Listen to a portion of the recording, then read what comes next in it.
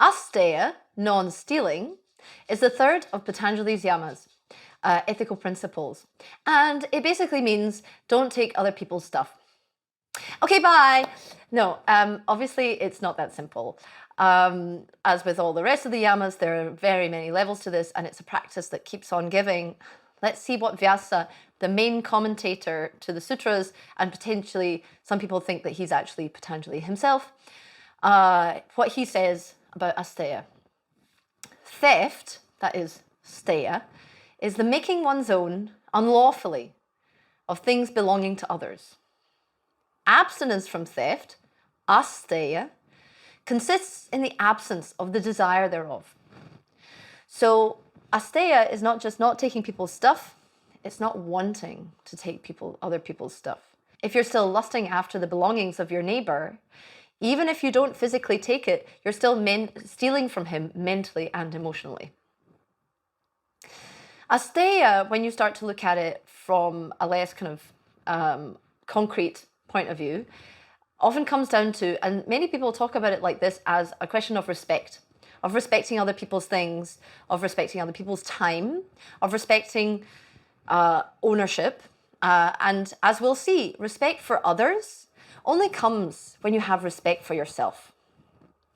Why is that? Well, when we live in a sense of lack, we grasp outwards to try and complete ourselves. And that is never going to be ultimately satisfying. Again, as with all of the yoga principles, asteya, it's going to point us back to karma. How's that? Well, the yogic system is based on an understanding of the world rooted in cause and effect, in causality. So everything that you have is the result of something that you did. And so stealing totally disrupts that principle, because it means that you could get something without doing the work that is required to actually achieve it. So I've written on this before. It was one of like the first blog posts that I wrote. And it was all about how if you want something, then you have to put in the work to get it, which, you know, seems like a kind of like chastising kind of notion. But actually, when you start to work in that way, you start to realize that the process itself gives you so much. You know, if you think about like a yoga practice, right? Our yoga asana practice, physical postures, you know, you can't just expect to be able to do crazy arm balances in 1 second, or a handstand, or whatever like exterior goal that you think you have. You're going to have to put the work in, be diligent. And anyone who's practiced yoga more than a second knows that just showing up on the mat, the very process of it gives you so much that you couldn't expect. And maybe eventually you'll get the thing that you thought you wanted, but maybe often those external goals that you're grasping towards, they often fall away.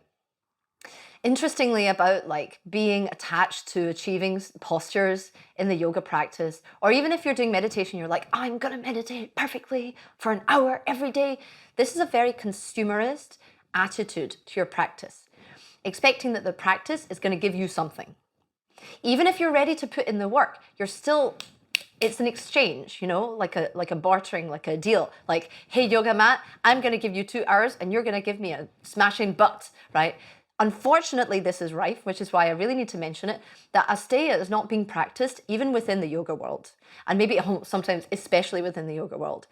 Let's not talk about even the fact that so much of yoga is about selling things, the aforementioned yoga mats, or the leggings, or the here's my eye pillow, whatever, you know what I mean? We live in a consumer society, and I'm not blaming anyone, because I also have a yoga mat that I bought from someone. We live in a consumer society where everything that we are, almost all of our activities are driven by this kind of a buying and selling approach, because it's capitalism. And it is important to mention because it's so pervasive. And we often even have a consumeristic attitude to our practice. Now, before I kind of go down that road, I just wanted to state an interesting point, which I'm not a student of economics by any means, but it's interesting to think about and remember that capitalism is based on the notion of overbuying, or having more than you need, or selling or acquiring more than you need. Asteya can be defined as not taking more than you need. And, this is how capitalism arose. We had agrarian societies where person over here was making potatoes and person over here was doing sheep. And then this guy made, had more sheep and more more wool than he needed. And this shows how well I'm into economics, right? And the guy over here had more potatoes than he needed. So they're like, okay, what we're going to do, I'm going to monetize this and we'll sell it, or starting by bartering and then eventually selling. So the whole capitalistic notion is based on producing more than we require. And then when you become the consumer, which most of us are now in the West anyway, it's all about consuming more than you need. Now, I'm sure you're totally bored of hearing people moan and rail about consumerism and capitalism, especially in the yoga world. But the thing is that we have to talk about it, and I have to talk about it, especially when we're talking about Asteya, because it, like I mentioned before, it really pervades all of our thinking. And you can witness even a consumeristic attitude to frugality.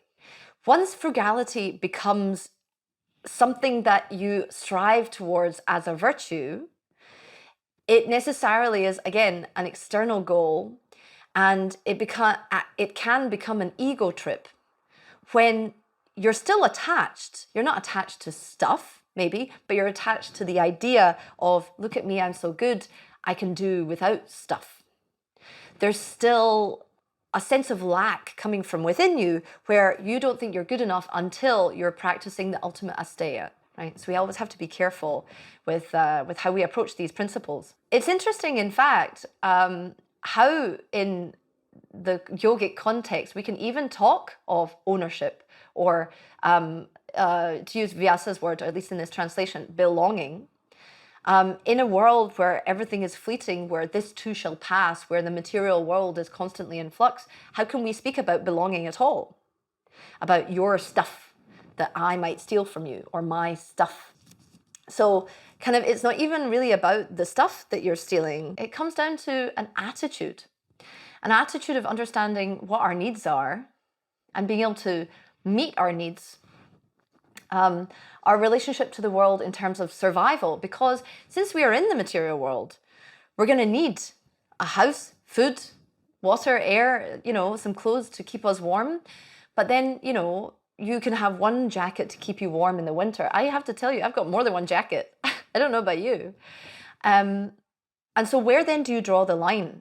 Because what you need, you can say, like, I need a work jacket and I need yoga clothes. And because I'm a yoga teacher, I need different kinds of leggings for different stuff. Like anything where there's no precise answer, it starts to be muddy and woolly and people start to have their own justifications.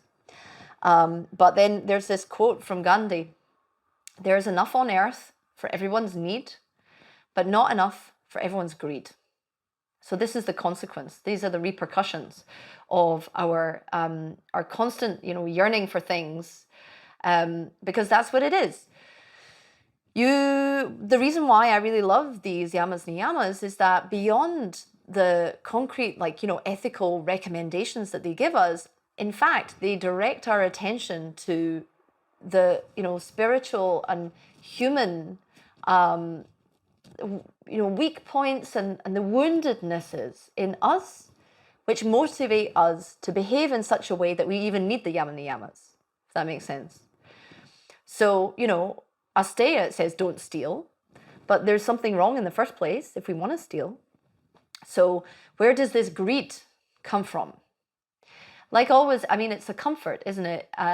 When we know that we are actually transient, when we are temporary, when we live in a world of constant flux and uncertainty, if you can grasp onto some object, something, especially if it's something that you like, which fits into your ego, view of the world, then it gives you some sort of temporary comfort. But the thing is that it's ultimately going to be unsatisfactory. And yet we've created a whole society around the principle of getting more things to make yourself feel better. So there's a few ways that this plays out. Basically, first of all, you've got sensory pleasures, where if you're feeling unsatisfied in yourself and you enjoy an ice cream, they're like, oh, yay, nice, I ate an ice cream and now I feel pleasure. But of course, pleasure is fleeting. And after you finish an ice cream, like, my young daughter has understood very quickly this principle of, I want more. The more you have a sensory pleasure, the more you want to recreate that sensory pleasure, either by getting more of it or by deepening it. Another thing that we do is, if we don't have an innate sense of wholeness, we look outside and we ultimately start to compare ourselves to the people over there. And if we see that that person over there has that car or like those yoga pants, we start to think that we're not good enough until we get that.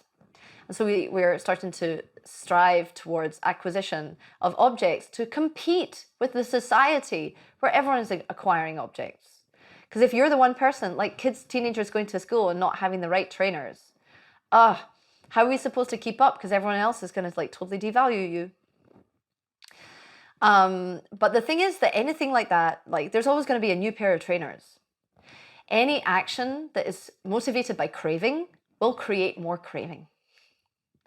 This is the thing that we talked about in the karma and yajna conversation, where we talked about karma bandhana. You take an action, it makes an impression, and then you get a desire. So you eat an ice cream, you go, yummy, and then you think, I want more ice cream. Or you buy an iPhone, you put your entire, I don't even have an iPhone, I've got an equivalent device, right? You buy some sort of flashy device, which is trendy and brand new. You install your way of thinking around it. Then it becomes obsolete and there's a new one, and you have to get a new one. And what kind of abuses have to happen to people and materials around the world, and the environmental impact of producing all this stuff, which then goes and lies on a trash heap for a million years afterwards, just because you had to have the new thing. And I'm not judging anyone, because I have all this stuff too. I have devices, I have a flat which I live. I engage in acquisition as well and consuming. I try to do it as less, but like even so, for example, I stopped buying clothes brand new in the shop on the high street, and I try to only buy things, or until like underpants or whatever, I buy things in the charity shop. But still, I have a wonderful wardrobe full of clothes that I could probably never buy another item of clothing in my entire life and I would be fine. And yeah, I still buy new things. Why do I do that? I'm not even keeping up with trends, But again, this is what the yamas and niyamas ask us to do. I walk down the street and I see the charity shop, and in particular, if I'm feeling not so great about something else that's happening in my life, if I see a flashy new something, then, and I get it, and especially if it's cheap and it's a bargain, and then you get this feeling of satisfaction momentarily, which ultimately fades, of course, because I didn't address the real problem. Is that the thing that made me want to go into the charity shop, first of all, was something missing in my life, something missing in my spirit, a feeling that I'm trying to block out by buying some nice sequined dress. What would happen if, instead of blocking out what I was feeling with sparkles and sequins and other things like that, I actually looked at my feelings? I would, of course, learn something more about myself. I would maybe be able to address the underlying issue. The things that we feel are not just there for no reason. They're not just, it's not just torture for humanity.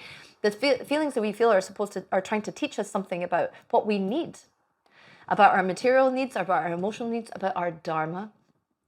And so if we were able to actually turn towards ourselves and listen, then we wouldn't be so addicted to consuming things that are out there. More than that, when you only try to satisfy yourself by things that are external, and when you can't listen to what your needs are, you don't even know what you want. And when you don't know what you want, people can tell you what you want. A car, a phone, etc. So the freedom, you're just not free in any way at all.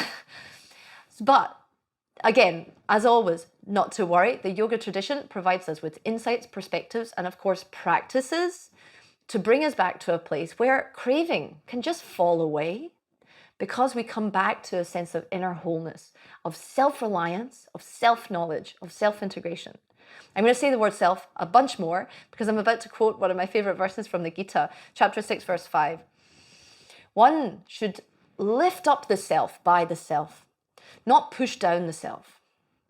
Indeed, the self alone is the friend of the self, and only the self is the enemy of the self. What does that mean? It means that only you can sort yourself out. Buying something is not going to help you.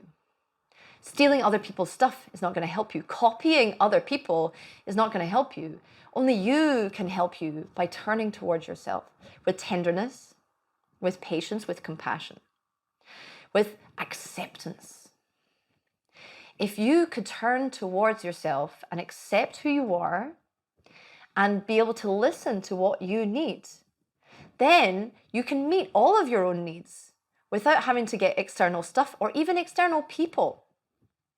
The people you need, like this is where how codependent relationships arise. When you feel inadequate in yourself, but then you and your strong feelings towards someone else are filling that gap. But again, it's just another thing that makes you not turn towards yourself and feel what you really need. So if you can be totally self-reliant and understand what you are and have love for yourself, then you can still love all the other people in your life and rejoice in your relationships, but they don't have to feed you. Because ultimately, like, people are going to go away and things like that, things change, but you're always going to be with yourself until the day that you're not. So can we meet our own needs? Can we be in relationship with ourself? In that way, we never need to steal. And Patanjali says it himself. They always have, in the sutras, there's always, do this yama and this thing will happen. He says, when one is established in refrainment from stealing, all jewels manifest. And it means that when you are not stealing from other people, it's because you have got to a place where you're totally chill, and you're so chill. And this is what the commentators actually say. They say that established in non-stealing, a glow of detachment and indifference radiates from the face of the yogi. People are inspired by this to feel that this person is trustworthy and has absolute integrity. They thus feel honored to bestow their most valued things on such a yogi, confident that they will be put to the best possible selfless use. It's like, people who don't need free samples are the ones who always get them. I mean, I'm being silly, but basically it's like this. When you are not craving for something external or attached to an end goal, the magic of the process and of everything that you have around you becomes more obvious. Like I said about the yoga practice at the very beginning, the yogasana practice, when you are not thinking only about doing a handstand, you can be in the place of enjoying how amazing it is to just be in a child's pose and breathe, for example. And it is amazing because we can discover so much wonderful stuff. When you're not looking at other people's green grass over the side of the fence, you can see how lovely and green your own grass is. So again, this ties in with the other yamas, the ones that we've looked at so far. Satya, truth, is seeing what is in front of you and also being able to accept what's in front of you. And respect for other people, respect for other people's belongings. That's compassion, generosity. It's ahimsa, it's non-harming. It's not a violent attitude to like cutting through the world and being like, I'm going to take your stuff because it's going to help me more than you, haha. No, we understand our ultimate interconnectedness, interdependence.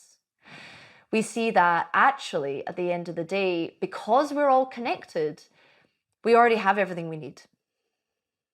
And the thing is, if you do have this responsive relationship to yourself, to listening to your own feelings, your own impulses, to the messages that come from yourself, then you will have everything you need because you'll be able to meet those needs without someone else or something else filling that gap. So something to practice. I hope that this is helpful. Next time, we're going to talk about brahmacharya. Ooh, that's a spicy one. So stay tuned. See you then. Om Shanti.